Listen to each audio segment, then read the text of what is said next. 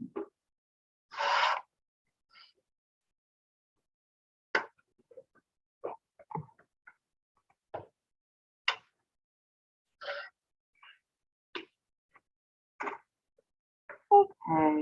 in preparation for our exam on Friday, today we're just going to go through a bunch of practice questions. These plus some others will deploy right after class in a big beefy practice quiz if you want to come back to them later.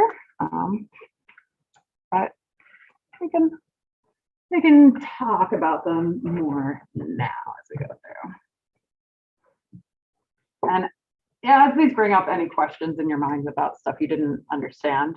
We can talk about other stuff too. I just like to have like a task to kind of jog our memories about things we talked about.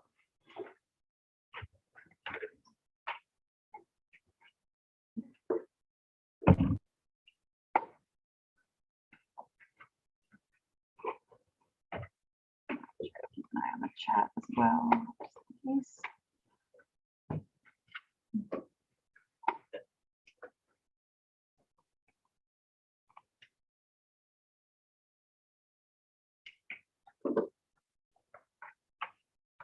Wait, only supposed to be able to click one? Oh, I was hoping you could click multiple. All right. If you can't click multiple for this one,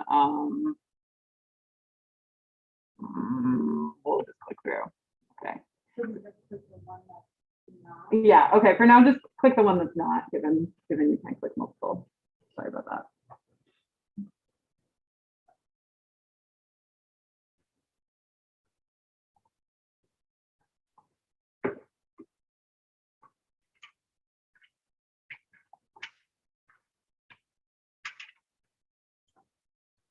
Thanks for pointing out why that was confusing.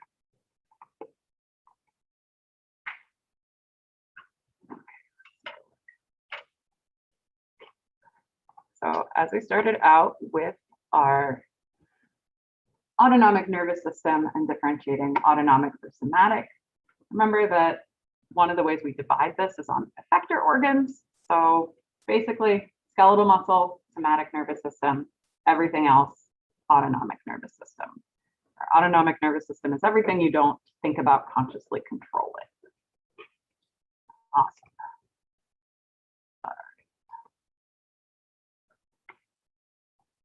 And then we went into the branches of the autonomic nervous system. We wanted to think about functionally how they differ. We have differences between the parasympathetics and the sympathetics on the physiological level, but also in what types of functions we expect to see.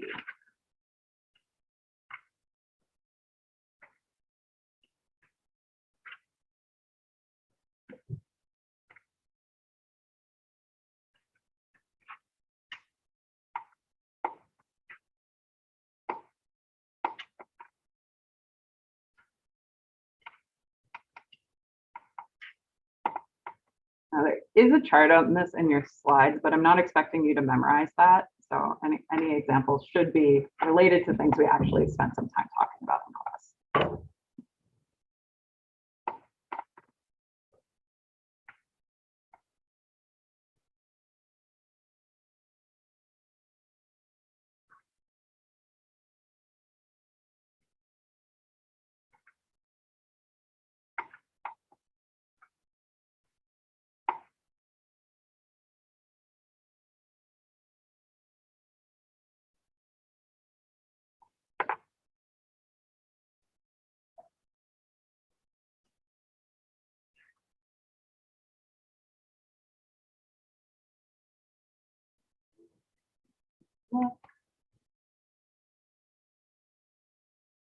Okay, most of us here are on the same page.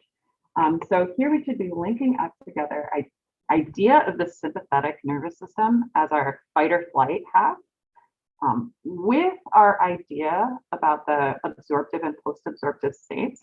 So the answer is increased glycogenolysis, because breaking down glycogen is part of that preparation to actually get up and do things during our post-absorptive state. So we're linking together two concepts here that we talked about.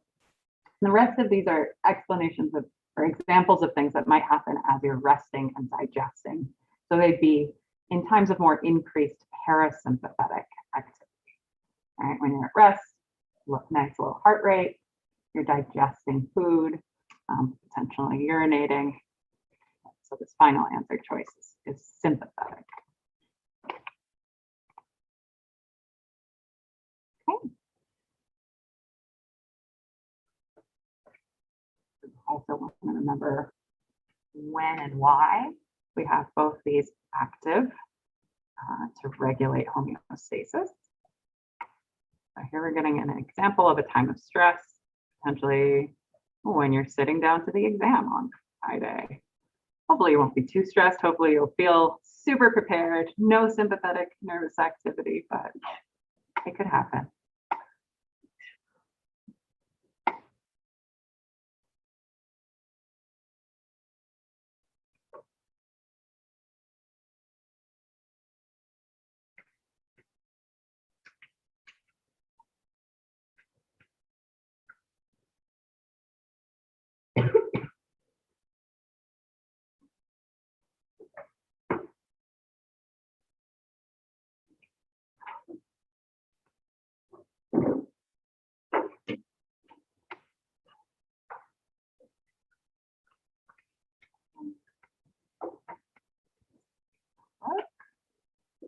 Okay, so the answer should be D. So when we're in times of stress, that's that fight or flight response. So that's going to be linked up with our sympathetic nervous system. So we're going to start to see our postganglionic nerves producing their norepinephrine, the adrenal medulla is producing its epinephrine. We might start to see that stress response with our cortisol eventually being produced through that axis between the hypothalamus, the anterior pituitary, and the adrenal cortex. Both systems will be active. We never completely turn off one or the other. We're just going to be using this like a kind of toggle between the two, a sort of dimmer switch somewhere in the middle. So stress, sympathetics, rest, parasympathetics.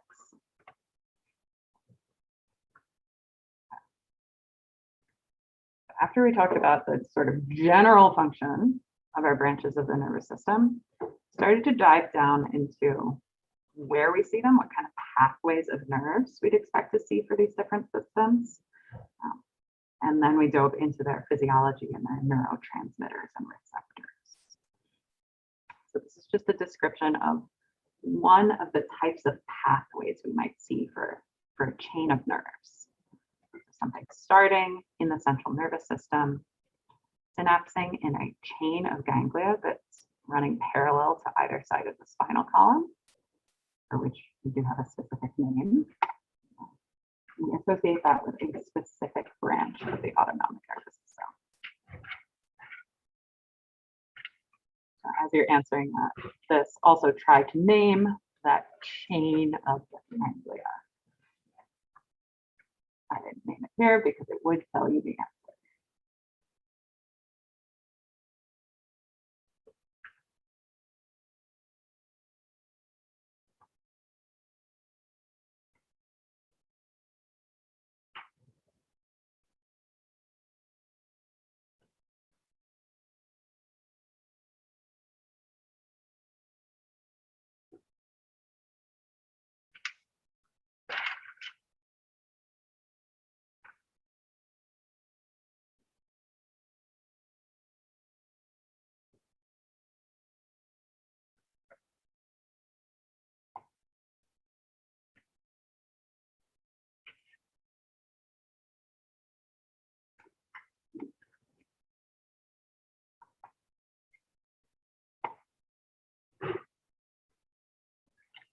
Before I click through to see what you all answered, does anybody want to shout out the names of some of the types of ganglia that we saw? We talked about 2 in lecture, maybe a third one that was definitely in your book. And ganglia names. The collateral ganglia was one of them. What ganglia am I talking about here? Let's see. Awesome. Yeah. So here we were describing the sympathetic chain, which is that chain of ganglia parallel to the spinal column. And our final type of ganglia we might have thought about are parasympathetic ganglia. Really, all we know about them is that they're much closer to the organs, which is why our parasympathetics have those long preganglionic fibers compared to our sympathetics, which have relatively short preganglionic fibers and longer postganglionic fibers.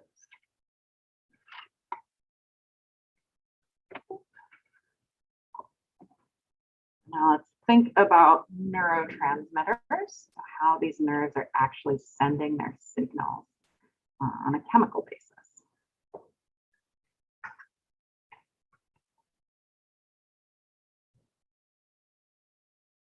As you think through this topic, as you're studying, I want you to be careful when you're thinking about which neurons are releasing a neurotransmitter and which ones are receiving that neurotransmitter, because those are two different things. But when you're using the terms for this, it can get a little confusing if you're not paying careful attention to what you're saying.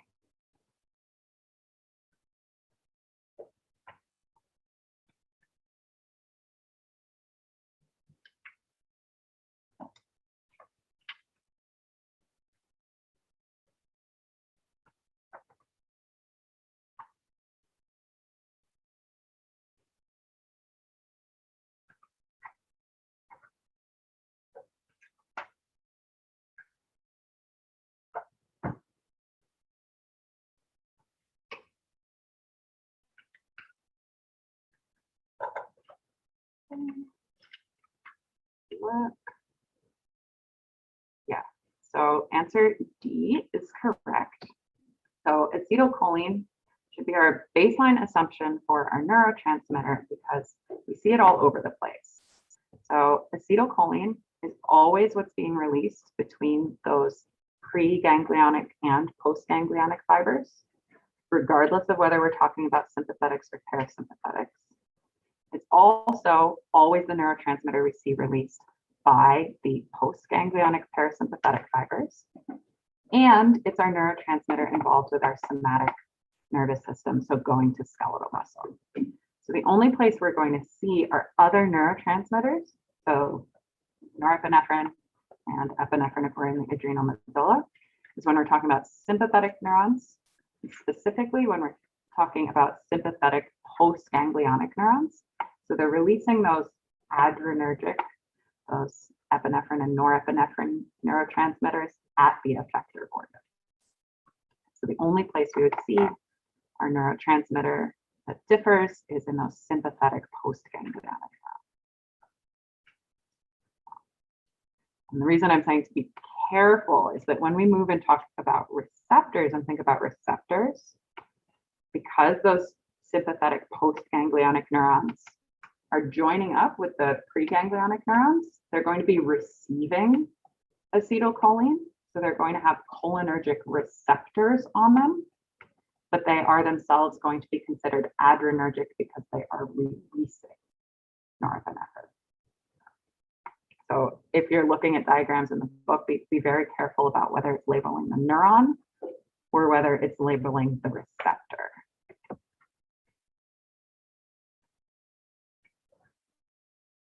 Let's think a little bit about muscles.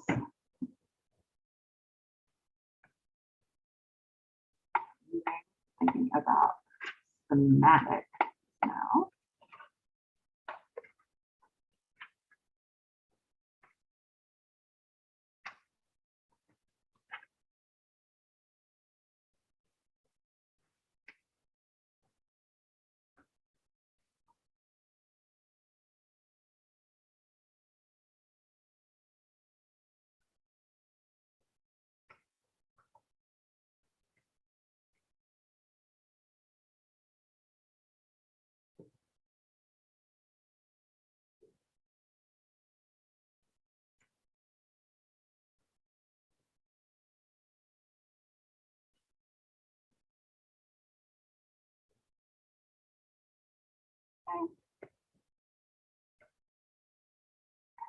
answer should be B. So a motor unit is just all the fibers that we can trace back to one single motor neuron. So here we see two colors, and we see that we're really just seeing little branches of either neuron A or neuron B. So neuron A is responsible for this first motor unit. Neuron B is responsible for the second motor unit. The reason we care about our motor units is because if we're talking about different fibers, so let's say we're talking about this fiber D, let's pretend we had a fiber X labeled right here. So if we have a fire, would X and D, would both of them fire? Would one of them fire? Would we be able to tell which one's firing?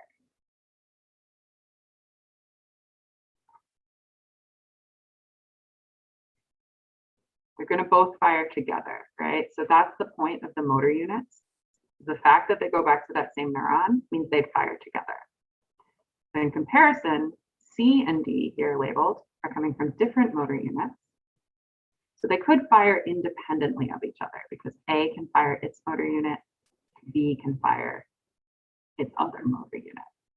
And when we talked about recruitment at the end of Monday, we added on this layer of understanding that usually we're going to have our small motor units fire first, and then we're going to add on larger and larger motor units.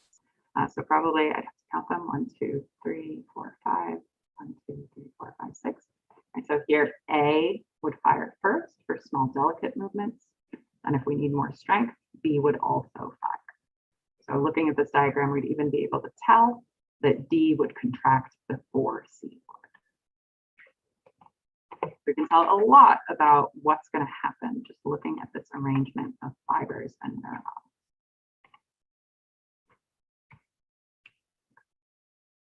Now that was part of the somatic nervous system. So we're thinking about neuromuscular junctions here.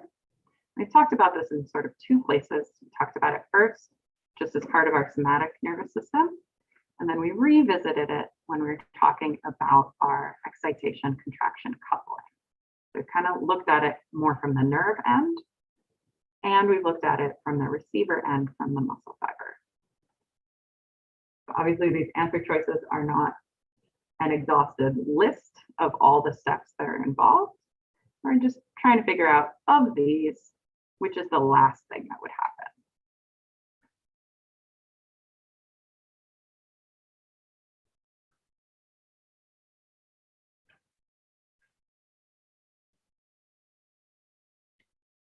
So from the previous picture, we're imagining neuron A is firing, and we're going to have muscle fiber D contract.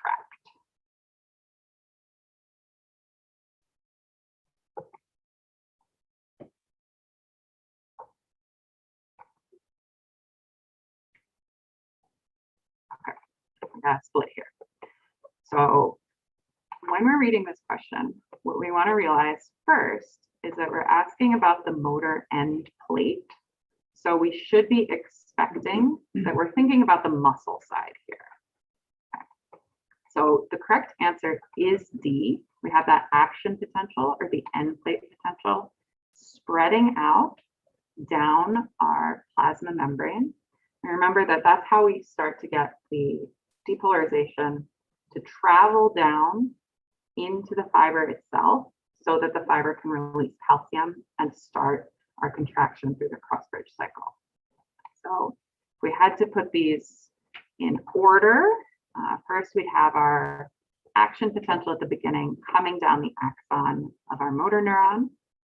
That would depolarize the axon terminal, which in this case, because we're talking about a neuromuscular junction, we might call the terminal bouton. That opens voltage-gated calcium channels like we saw in our previous unit, which triggers the release of acetylcholine specifically because we are thinking about the somatic nervous system and skeletal muscle. So that acetylcholine would get released through the process of exocytosis.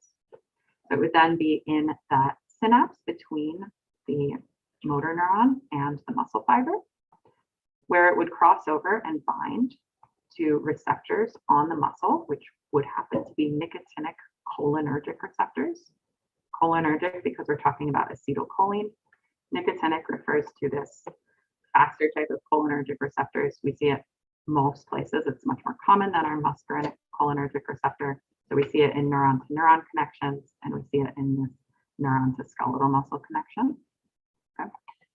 So then we would get an end plate potential in the motor end plate, which would then start to propagate out to the sides across the membrane before it dives down into the motor fiber and triggers the release of calcium in the muscle cell. Some questions about that process, because I know there are a lot of things I just said that are not on this list. And practice telling each other about that.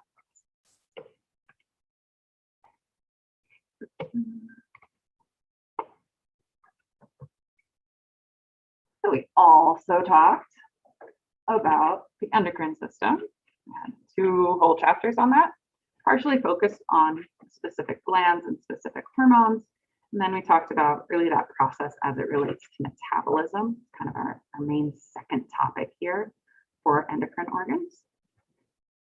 So one of the first things we did was just talk about the difference between primary and secondary endocrine organs and what that means.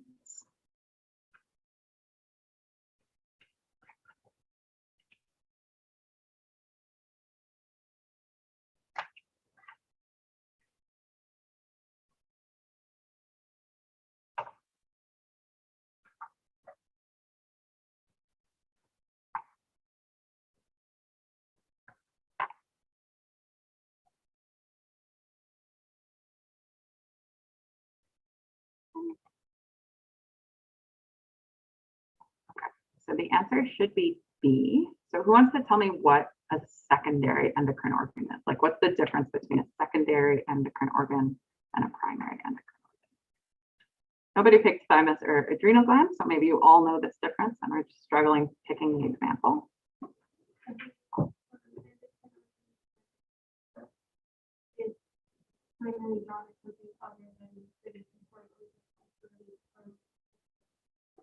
Yep, exactly. So that's why our better example is the heart. The pancreas does do other things, but its production of insulin and glucagon is a really key job. So we consider it more a primary endocrine organ because of that role in the maintenance of glucose levels, basically. But it is true that the pancreas has other functions as well. So if you had the right idea for what a secondary endocrine organ is, but just weren't sure what counts as the main role of the pancreas, that's okay.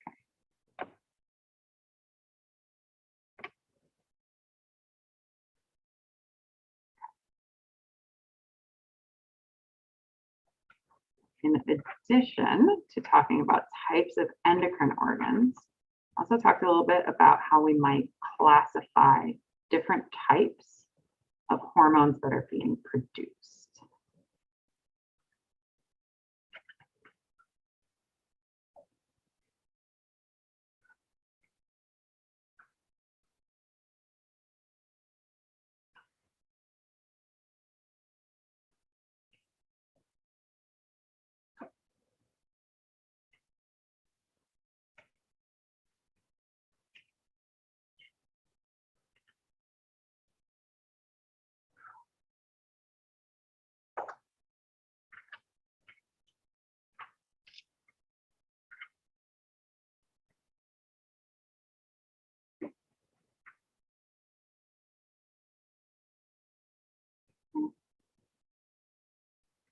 Awesome, perfect.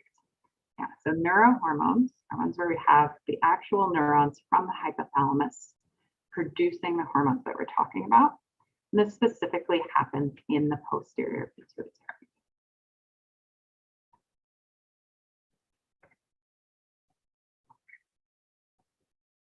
Another type of hormone we thought about was this concept of a tropic hormone.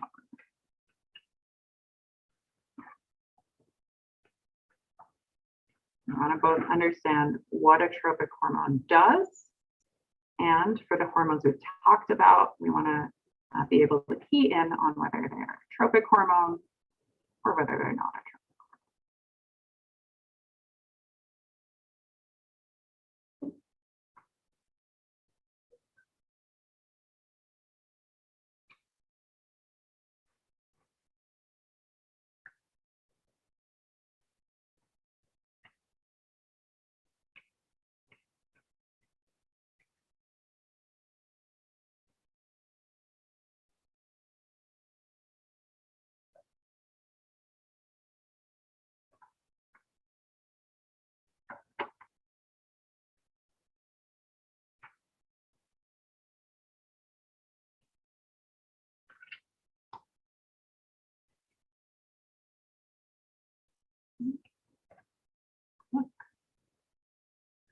So the answer should be D.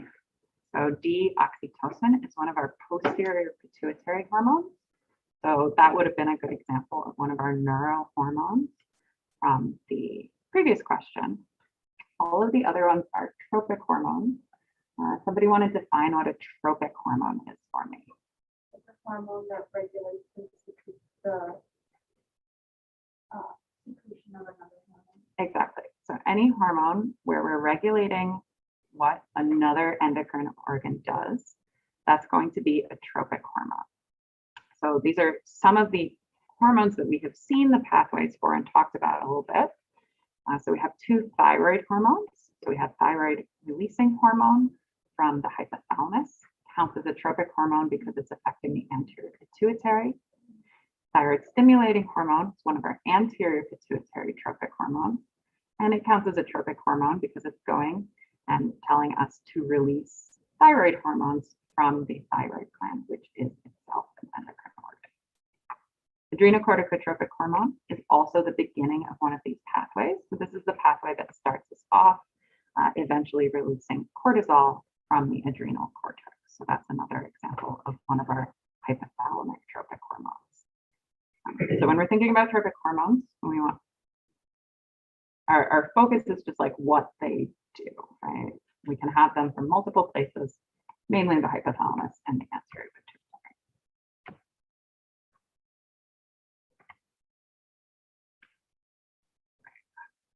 Here I've pulled up for us a little chart of what's going on with our thyroid hormone secretion so that we can think about the idea of negative feedback. We very briefly looked at short loop and long loop negative feedback. So thinking about this graph, think about what kind of pathway you'd have to draw. So for this first one, right, we'd have an arrow going from TSH looping back to suppress TRH. We go forward like that. Think about what those loops would look like, whether we might think about that as long loop or short loop.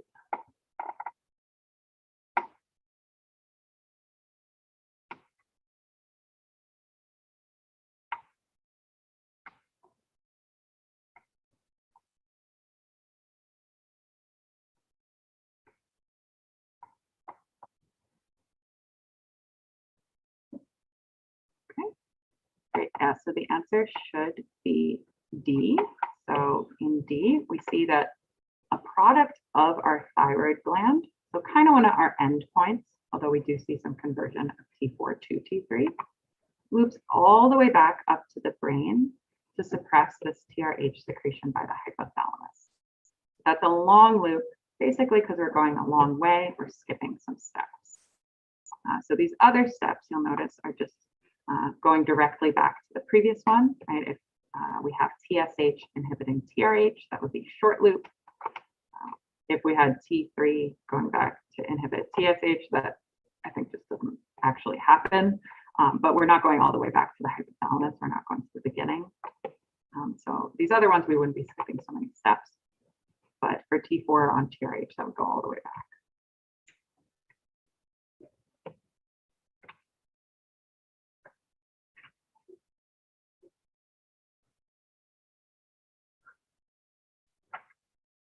Second big topic in endocrine, other than just knowing some of the pathways of hormones, specifically ones in the anterior pituitary. We talked about hormones that influence metabolism and control what state our body is in. We want to think about insulin, and we want to think about glucagon and be able to compare and contrast.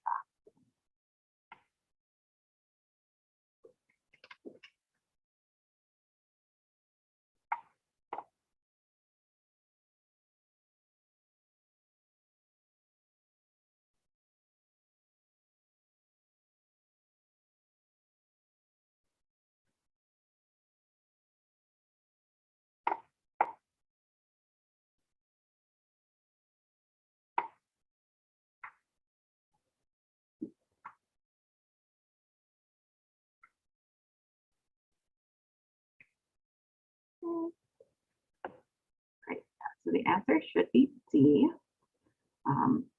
So all of these other answers, A through C, are talking about something else.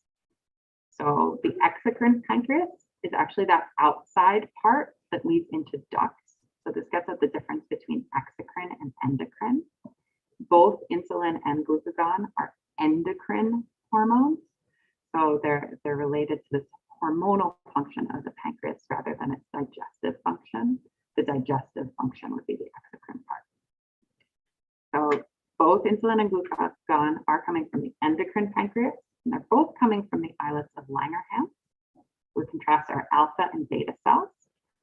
The insulin is produced by our beta cells. And when we think about their triggers and their effects, we're thinking about insulin as the hormone of our absorptive state. So it's triggered by anything that tells us basically that we've eaten food. So it's going to be triggered by high glucose levels. It's going to be triggered by hormones coming out of our gut, telling us about the content of the intestinal system. It's going to be triggered by parasympathetics, but mainly glucose levels. That's the primary driver. It's triggered in response to high glucose levels. And because it's influenced by, because it's controlling the response to high glucose levels, means that when it's secreted, the end effect is to bring those glucose levels back down, so to maintain homeostasis.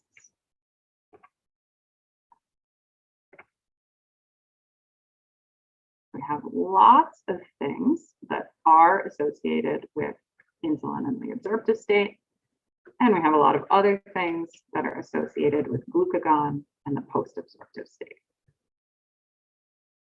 I want to be able to make basically just big Venn diagrams of these things.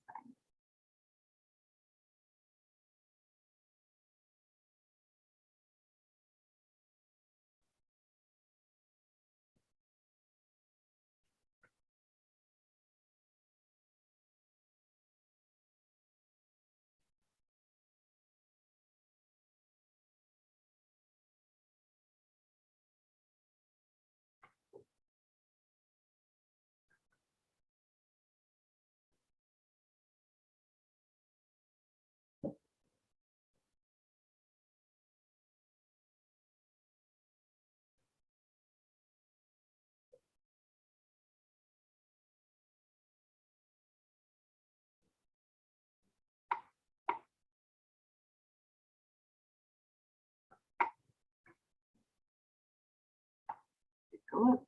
Yep. So the first thing was the thing that is incorrect. So we define the absorptive state as energy input being greater than our energy output. This first answer A, actually the definition of our post-absorptive state. All these other things listed here are things that happen during the absorptive state. We're synthesizing glycogen, we're synthesizing triglycerides. Of these, I think the trickiest, although none of you picked it, would be C, decreased gluconeogenesis, which technically is synthesis of glucose, but it's characterizing the absorptive state anyway, the decrease in synthesizing glucose, because we have enough circulating glucose. So that's the only time we're making something, but it's part of the post-absorptive state, really.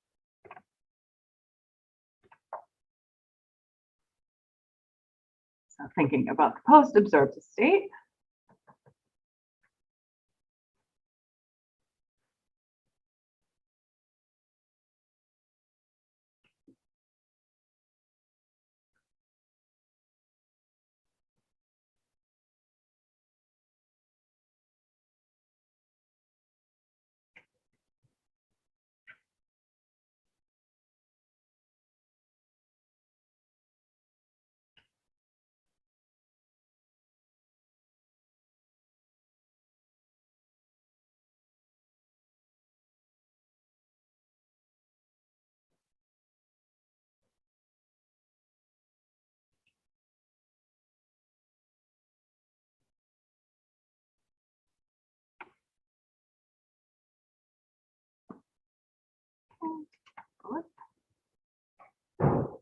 okay. So that's what I was getting at on the last one. Gluconeogenesis does happen during the post-absorptive state. because we're making new glucose for the nervous system, so going into that glucose sparing. So the correct answer here is C, protein synthesis would not happen during the post-absorptive state. That makes sense? I realize I said a lot of words about gluconeogenesis here. Being careful with how I say them. Hopefully they're interpretable from the other side. Okay. So let's jump back to muscle, which is where we've been spending our time recently.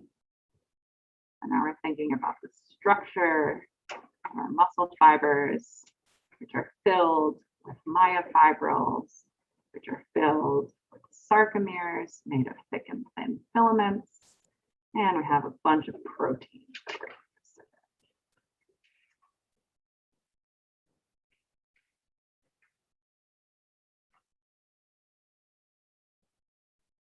When we say the contractile portion, we just mean like what part is actually responsible, actually doing the contracting, aka making the sliding happen.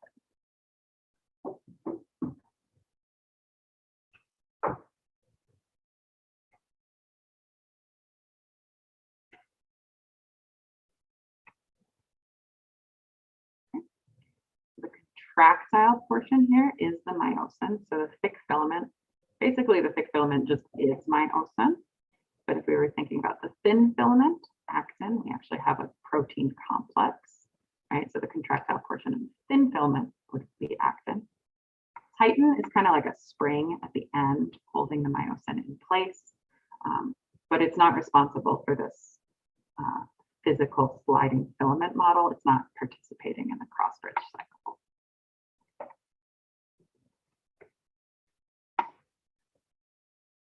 Speaking of the cross-bridge cycle, we've had a bunch of steps.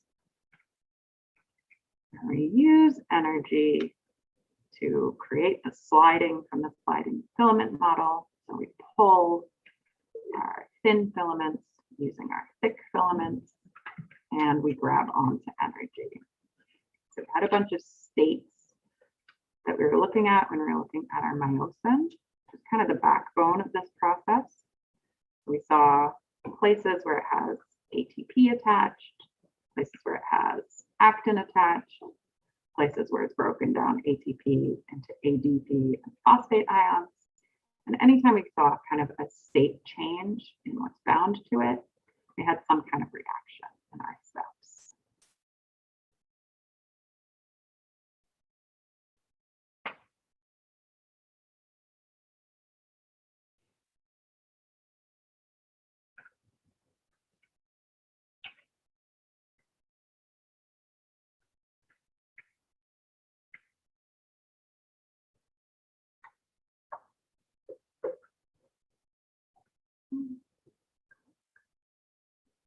Okay, so the answer D is correct.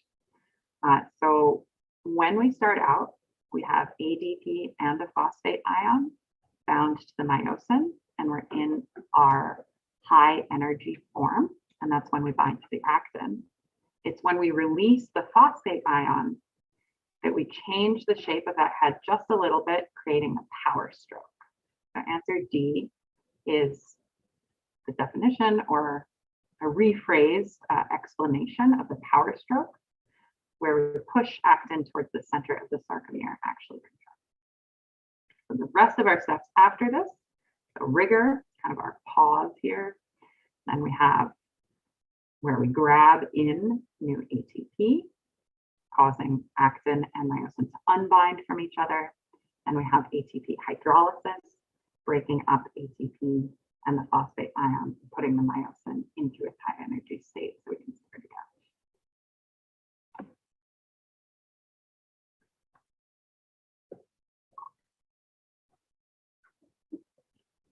So, knowing the cross-bridge cycle is important, but we also want to know about how we trigger that cross-bridge cycle. So this is really just an extended discussion of that neuromuscular junction we looked at. And now we're talking about it as excitation contraction coupling.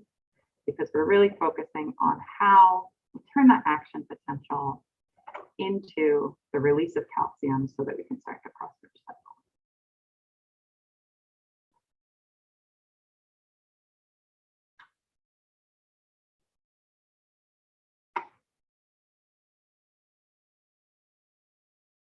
Key in on here how we're getting the action potential into the interior part of the muscle fiber.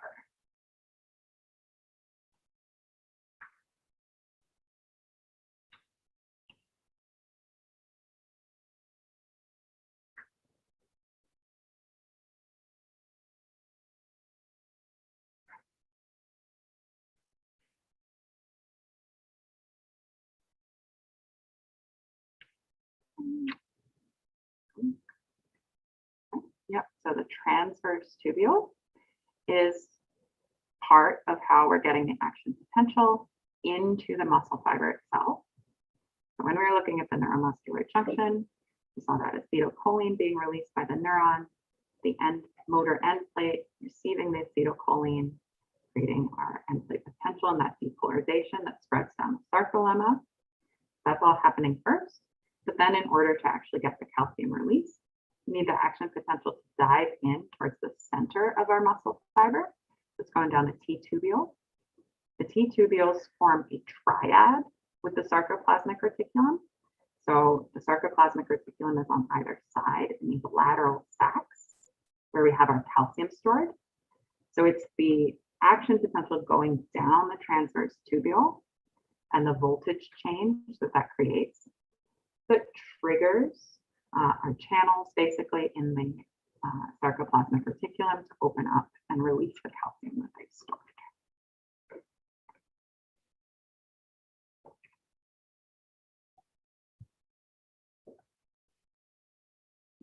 Finally, things we talked about on Monday. We defined some words about how muscle fibers behave, some phenomenon that we observe as we stimulate a contraction. You might have used some of these words in phys lab to label graphs. You might not have, but you probably saw something like this on your readout as you were stimulating your own muscles.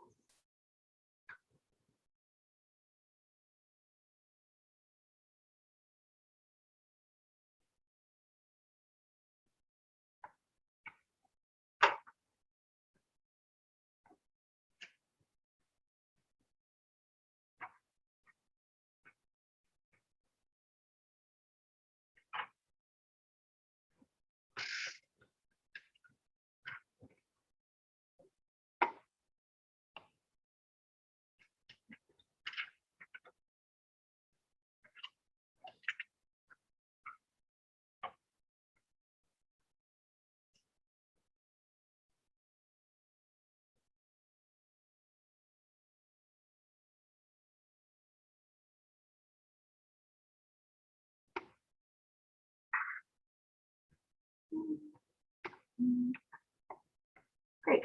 Yeah, so this is an example of trapping. So when we have enough time for our muscle to relax completely between contractions, but we see this stepping up of increases in tension that this muscle fiber is producing, like we're kind of priming this muscle fiber to respond. That's trepe. Related kind of to our concept of summation, where we see a similar stepping up, but we wouldn't see this phase where we relax completely between. And if we see that we're at max tension all the time, it means we're in tetanus. Anything else on here? Oh, we do.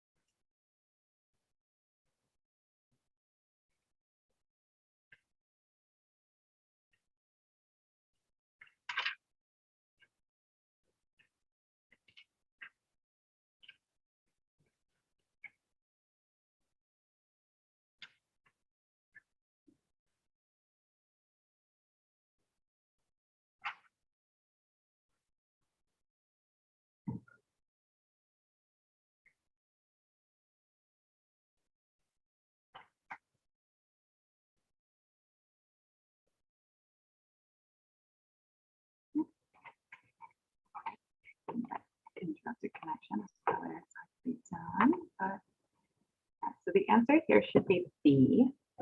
So an isotonic contraction is the one where we actually have the muscle tension in the muscle contracting, exceeding the load that we're trying to lift.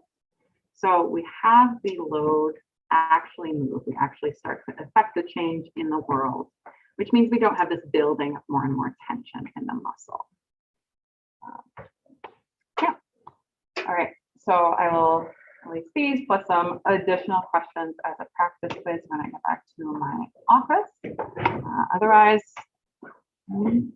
have a great time studying. Ask me questions if you have them, and